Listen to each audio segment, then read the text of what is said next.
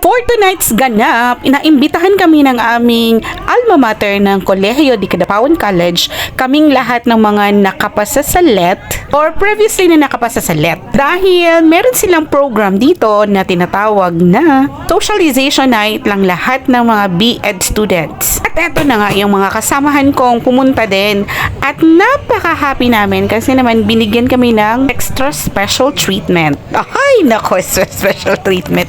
As in special treatment kasi yung kararating mo lang, itinawag ka na sa stage at pinaglaro ka na ng hep hep hooray.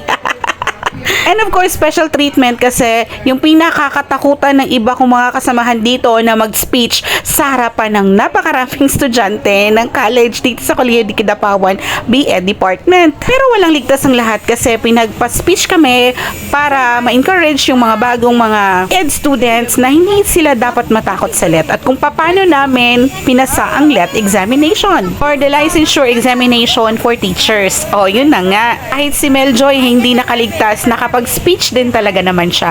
At eto si Sir Marvy Martisano, yan ang aming dean at napaka-supportive sa amin from the start up to now. Grabe talaga ang kanyang dedication sa kanyang pagiging dean. And of course, sa napakasarap na dinner na binigay nila sa amin, sa mga programs na talaga namang extraordinary. Kaya naman napakaraming thank you sa pagbibigay sa amin ng panahon para makabalik dito sa aming alma mater.